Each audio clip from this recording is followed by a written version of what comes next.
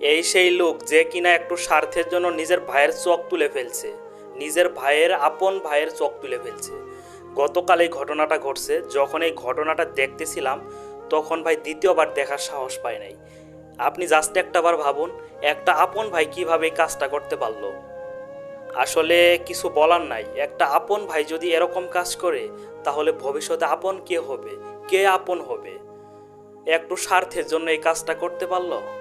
মানুষ কি বলবো, আসলে মানুষ যে কতটা নিকৃষ্ট হতে পারে এটা না দেখলে বুঝতে পারতাম না। আপন ভাইয়ের চোখটা এমনভাবে ফেলছে, সারাটা জীবনের জন্য অন্ধকার করে ফেলছে। তাকে যদি দুনিয়া থেকে সরিয়ে দিত তবুও হয়তো, তবুও বলতে পারতো যে দুনিয়া থেকে সরে গেছে, দুনিয়া থেকে সরিয়ে দিয়েছে, বলতে পারতো। কিন্তু এখন দেখুন, সারাটা জীবনের জন্য অন্ধকার করে ফেললো। সে কখনো চোখে দেখতে পারবে না, কারণ তার দুইটা চোখ নাই। আপনি জাস্ট একটাবার ভাবুন, এটা কি ভাই, এটা কি আপন ভাই?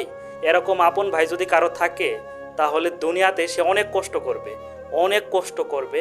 এইটাই তার বাস্তব প্রমাণ। এই বিষয়গুলো দেখার পর কি বলবো বুঝতে পারি না। যদি বাংলাদেশে বিচার থাকতো, যদি একটু কঠোর বিচার থাকতো, তাহলে এরকম কাজ করার সাহস কখনো পেত না। আসলে এইগুলা ঘটনা দেখার পর, এই ঘটনাটা দেখার পর আমি আপনাদের সামনে কি বলবো বুঝতে পারতেছি না। শুধুমাত্র একটু স্বার্থের জন্য যদি এরকম কাজ করে থাকে তাহলে ভাইয়ের ভাইয়া কখনো পরিচয় থাকবে না, নিজের আপন ভাইয়ের সাথে কখনো পরিচয় থাকবে না।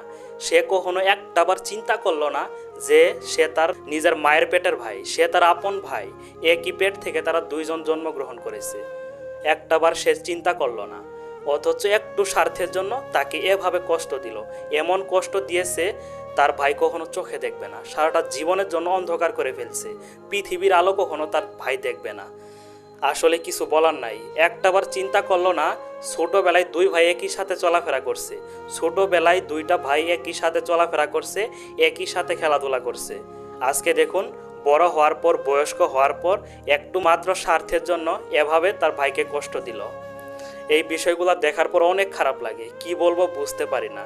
আরেকটা বিষয় দেখার পর আমার সবচেয়ে বেশি খারাপ লাগছে, তাকে যখন এভাবে চোখ গুলছে, তাকে যখন এরকমভাবে কষ্ট দেওয়া হচ্ছিল, তার বাবা ধরেছিল, নিজের ছেলেকে এভাবে ধরেছিল তাকে এইভাবে এই নিকৃষ্ট কাজটা করার জন্য।